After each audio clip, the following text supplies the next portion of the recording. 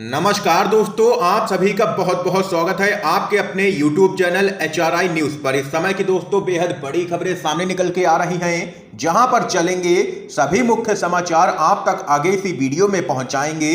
इसलिए आपसे निवेदन है कि हमारे साथ आगे इसी वीडियो में बने रहिएगा। सभी मुख्य समाचार आप लोगों के लिए जानना बेहद ही जरूरी है। तो वहीं दोस्तों, खबरों की तरफ चलने से पहले अगर आप लोगों ने अभी तक हमारे YouTube चैनल को सब्सक्राइब नहीं किया है तो चैनल को अभी सब्सक्राइब करके बेल के आइकन को जरूर दबा दीजिएगा दोस्तों। और अगर आप लोग भी खुल करके गोदी मीडिया का बहिष्कार करते हैं तो इस वीडियो को लाइक कीजिएगा, अपना समर्थन दर्ज करवाइए। आइए पहली बड़ी खबर बताते चलें। जेडीयू के अलग होने के बाद राज्यसभा में एनडीए की बढ़ चुकी है मुश्किलें और अब बिल पास कराने के लिए बीजेडी और वाईएसआर कांग्रेस के भरोसे रह गई है भाजपा। खबर आप लोगों को बताते चलें। जनता दल यूनाइटेड यानी कि जेडीयू के साथ गठबंधन टूटने के बाद एनडीए की मुश्किलें अब बढ़ती हुई नजर आ रही हैं और अब राज्यसभा में एनडीए की क्षेत्रीय पार्टियों पर निर्भरता काफी बढ़ गई है। लोकसभा में तो बीजेपी की स्थिति मजबूत है, इसलिए बीजेपी को महत्वपूर्ण बिल पास कराने में आसानी होगी, लेकिन वहीं दूसरी तरफ राज्यसभा में समर्थन के लिए बीजेडी और वाईएसआर कांग्रेस जैसे क्षेत्रीय राजनीतिक दलों पर अधिक निर्भर रहना होगा भाजपा को। आप लोगों को दोस्तों बताते चलें, 245 सदस्यीय राज्यसभा में बीजेपी के सिर्फ यहां पर 91 सांसद हैं। एनडीए की बात करें तो एनडीए के पास यहां पर 110 सांसद हैं, जबकि बीजेपी को किसी भी बिल को पास कराने के लिए कम से कम 123 वोटों की आवश्यकता होगी। तो यहां पर दोस्तों देख सकते हैं कि जेडीयू जैसे ही एनडीए से अलग हुई है, राज्यसभा के अंदर भाजपा की मुश्किलें बढ़ती हुई नजर आ रही हैं। एक और बड़ी खबर आ रही है सामने। तिरंगा यात्रा के दौरान कानपुर में आपस में ही भिड़े हैं बीजेपी के कार्यकर्ता, जमकर चले हैं लात घूसे, लोगों ने किया है ट्रोल। खबर बताते चलें। आजादी के अमृत महोत्सव पर हर घर तिरंगा अभियान के तहत भारतीय जनता पार्टी ने कानपुर में तिरंगा यात्रा निकाली है। इस दौरान जमकर के बवाल देखने को मिला है। आप लोगों को बताते चलें, इस दौरान बीजेपी के कार्यकर्ता आपस में ही भिड़ गए और विवाद इतना ज्यादा बढ़ गया कि एक दूसरे के बाल खींचते हुए नजर आए, जिसका वीडियो भी अब सोशल मीडिया पर काफी तेजी से वायरल है, जिसके बाद लोग यहां पर बीजेपी को ट्रोल कर रहे हैं।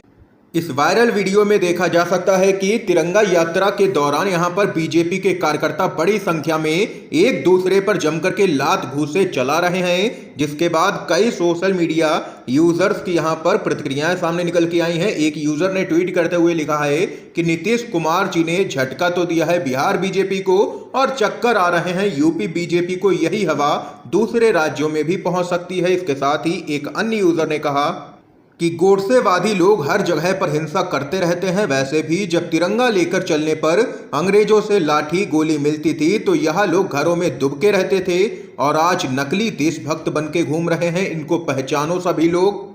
एक अन्य यूजर ने बीजेपी के नेताओं पर भड़कते हुए कहा है कि एक दूसरे से लड़ते हुए इन लोगों को तिरंगे का भी ध्यान नहीं रहा, इन लोगों के भरोसे देश अमृत महोत्सव मनाएगा। ये यहां पर लोगों की प्रतिक्रियाएं सामने निकल के आई हैं और भाजपा के कार्यकर्ता और नेताओं में जमकर चले हैं तिरंगा यात्रा के दौरान लात घूसे। इस खबर पे आप लोगों की क्या राय है जरूर बताइएगा। एक और अपडेट की तरफ चलते हैं। वरिष्ठ वकील कपिल सिब्बल बोले, सुप्रीम कोर्ट में 50 साल प्रैक्टिस करने के बाद भी मुझे अब इस संस्था से कोई भी उम्मीद नहीं बची है। सभी संस्थाएं हैं केंद्र सरकार के अंडर में। खबर बताते चलें, राज्यसभा के सांसद और वरिष्ठ वकील कपिल सिब्बल ने एक बयान देते हुए कहा है कि उन्हें 50 साल कोर्ट में प्रैक्टिस करने के बाद भी सुप्रीम कोर्ट से कोई उम्मीद नहीं बची है। कपिल सिब्बल ने कहा है कि सुप्रीम कोर्ट के द्वारा कोई ऐतिहासिक फैसला भले ही पास हो जाए, लेकिन इससे जमीनी हकीकत शायद ही बदलती है।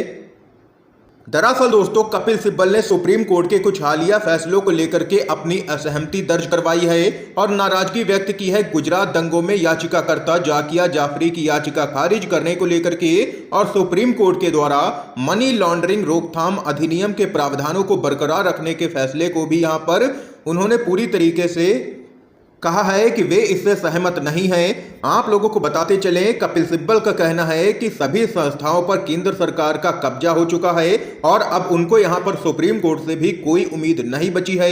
इस खबर पे आप लोगों की क्या राय है कि आप लोग कपिल सिब्बल के बयान का समर्थन करते हैं या नहीं? अपनी राय जरूर बताइएगा कमेंट बॉक्स में। इसके साथ ही एक और बड़ी खबर आ रही है सामने। महंगाई और बेरोजगारी के मुद्दे पर केंद्र सरकार को घेरेगी कांग्रेस पार्टी। 28 अगस्त को दिल्ली के रामलीला मैदान में हल्ला बोल रैली का किया जाएगा आयोजन। खबर बताते चलें, कांग्रेस महंगाई और बेरोजगारी के मुद्दे पर केंद्र सरकार को घेरने के मकसद से आगामी 28 अगस्त को दिल्ली के रामलीला मैदान में महंगाई पर हल्ला बोल रैली का आयोजन करेगी। पार्टी के महासचिव जयराम रमेश के अनुसार इस रैली से पहले 17 अगस्त से 23 अगस्त के बीच देश के सभी विधानसभा क्षेत्रों की मंडियों, खुदरा बाजारों और अन्य कई स्थानों पर महंगाई चौपाल आयोजित की जाएगी। उन्होंने एक बयान में कहा कि कांग्रेस ने गत 5 अगस्त को मोदी सरकार की जन विरोधी नीतियों के खिलाफ आंदोलन किया, जिसके साथ लोगों ने खुद को जोड़ा, लेकिन प्रधानमंत्री जी ने हताशा में आकर के इसे काला जादू बताने का प्रयास किया, जो इस बात को दर्शाता है कि भाजपा सरकार आसमान छूती महंगाई और बेरोजगारी पर अंकुश लगाने में पूरी तरह से नाकाम रही है।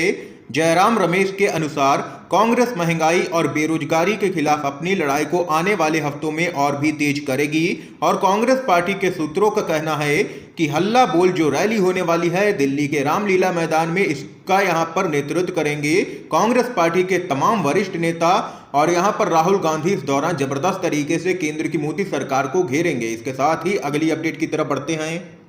समाज कल्याण की योजनाओं और चुनावी रेवड़ियों में फर्क है। पार्टियों की मान्यता रद्द करना बिल्कुल भी लोकतांत्रिक नहीं होगा। सुप्रीम कोर्ट की बड़ी टिप्पणी सामने निकल के आई है। खबर बताते चलें, सुप्रीम कोर्ट ने उस याचिका को मानने से इनकार कर दिया है जिसमें ऐसे राजनीतिक दलों की मान्यता रद्द करने की मांग की गई थी जो भी चुनावी रेवड़ियों के वादे करते हैं। इसके बजाय सुप्रीम कोर्ट ने कहा है कि वह मामले की गहराई से जांच चाहता है। केस की अगली सुनवाई अब यहां पर 17 अगस्त को होनी है। सुप्रीम कोर्ट के मुख्य न्यायाधीश एन.वी. रमन्ना और जस्टिस कृष्ण मुरारी की बेंच ने कहा है कि वे राजनीतिक दलों की मान्यता रद्द करने के अधिकार क्षेत्र में दखल नहीं देना चाहते हैं क्योंकि यह अलोकतांत्रिक होगा। कोर्ट ने कहा है कि आखिरकार हम एक लोकतंत्र हैं। इतना ही नहीं, सुप्रीम कोर्ट ने कहा है कि चुनाव के दौरान राजनीतिक दलों के द्वारा मुफ्त उपहार का वादा और इसे बांटना एक गंभीर मुद्दा है क्योंकि इससे अर्थव्यवस्था को काफी नुकसान हो रहा है। ये यहां पर सुप्रीम कोर्ट की तरफ से बड़ी टिप्पणी सामने निकल के आई है। एक और बड़ी खबर बताते चलें, शिवसेना का 2024 के लोकसभा चुनाव को लेकर के बड़ा दावा। नीतीश कुमार ने बीजेपी के सामने ऐसा तूफान खड़ा कर दिया है जो चक्रवात बन जाएगा। 2024 के चुनावों में खबर बताते चलें, शिवसेना ने दावा किया है कि बिहार के मुख्यमंत्री नीतीश कुमार ने भारतीय जनता पार्टी से नाता तोड़ करके तूफान सा खड़ा कर दिया है और अगर यह तूफान चक्रवात में बदल जाए तो 2024 के लोकसभा चुनावों में भाजपा के लिए चुनौती बन सकता है। शिवसेना के मुखपत्र सामना में एक संपादकीय में यहां पर नीतीश कुमार की प्रशंसा करते हुए कहा गया है कि भाजपा ने उनकी पार्टी जेडीयू को तोड़ने की कोशिश की, लेकिन उन्होंने भाजपा के साथ संबंध तोड़ करके भाजपा पर पलटवार किया है। इसके साथ ही बताते चलें, शिवसेना का कहना है कि अगर विपक्ष इन 4 राज्यों में एकजुट हो जाता है तो भाजपा को केंद्र की सत्ता से हटाया जा सकता है।